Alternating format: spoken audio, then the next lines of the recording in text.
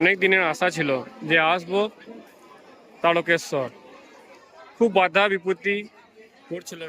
মানে যখনই ঠিক করছিলাম তখনই খালি মনে হচ্ছিল কোনো না কোনো কাজ পড়ে যাচ্ছিল, তাই আর আশা ছিল। তাই হঠাৎ কাল রাতে প্রোগ্রাম যে আজ তারকেশ্বর যাবো। সকালে উঠলাম ভোর 5টায়, উঠে কোনো রকম করে রেডি হলাম আমি আর আমার বন্ধু। ট্রেনে করে চলে এলাম তারকেশ্বর। ট্রেনে একটু ভিড় ছিল বটে, তারপর এখানে এসে দেখলাম খুব সুন্দর জায়গাটা। অন্যান্য বার দেখি যখন জল ঢালা চলা শ্রাবণ মাসে তখন খুব জনসংখ্যা অনেক বেশি হয়ে যায়, তাই এখানে অত্যাধিক লোক। বাট এখন শ্রাবণ মাস না হলেও মানে চৈত্র মাস চলছে, তো তাই এখন সামনে গাজন আছে, তাই ভিড়টা মোটামুটি এখন একটু কম। আবার এরপরে বলছি নাকি আরও হবে ভিড়, যত সময় বাড়বে তত পুণ্যার্থীরা আরও আসছে। এটা হচ্ছে সেই বাবার দুধ পুকুর, যেটা আমরা ওই বেহুলা লক্ষিন্দর সিনেমাতে দেখেছিলাম। এই হচ্ছে সেই পুকুর। এখানে সবাই চান করছে।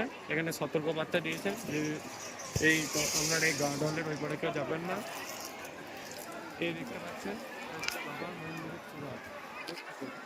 এখানে সবাই আসে চান করে, এখানে চান করে, এখানে চান করে দিয়ে এখান দিয়ে বাবার এখানে সব পুজো পুজো দেওয়া হয়। আপনাদেরকে দেখাই ধরুন।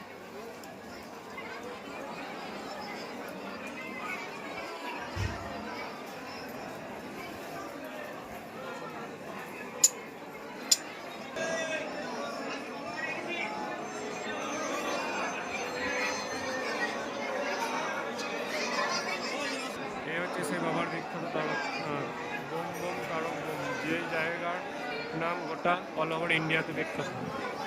বেশি করে আমাদের পশ্চিমবঙ্গে এই জায়গার নাম জানার এমন কেউ নেই, সবাই আসে সামনে জল করতে। আপনারাও চেষ্টা করবেন আসার। জায়গাটা খুব সুন্দর, কিন্তু জাস্ট ভিউটা দেখুন। এইদিকে চারিদিকে ফুলের দোকান, পুজো নেওয়ার এই রয়েছে। এখানে চান করার ঘাট, যে যার মতো চান করছে। ভালোই লাগলো স্যার। ফোনে দেখি মনটা খুব খারাপ লাগে, এখানে এসে মনটা খুব ভালো হয়ে গেল। অনেকদিন ধরে আওয়াজ বন্ধ করছিলাম, বাট হঠাৎ করে প্ল্যানিংটাই ভালো হয় বন্ধুরা। আপনি যদি বেশি কোনো জায়গায় প্রোগ্রাম করেন না, যাবো আজ যাবো কাল যাবো, হঠাৎ করে করবেন দেখবেন ঠিক হয়ে যাবে। আমি অনেকদিন ধরে প্ল্যান করে আসতে পারিনি, হঠাৎ প্রোগ্রাম হলো চলে এলাম, অল ডান।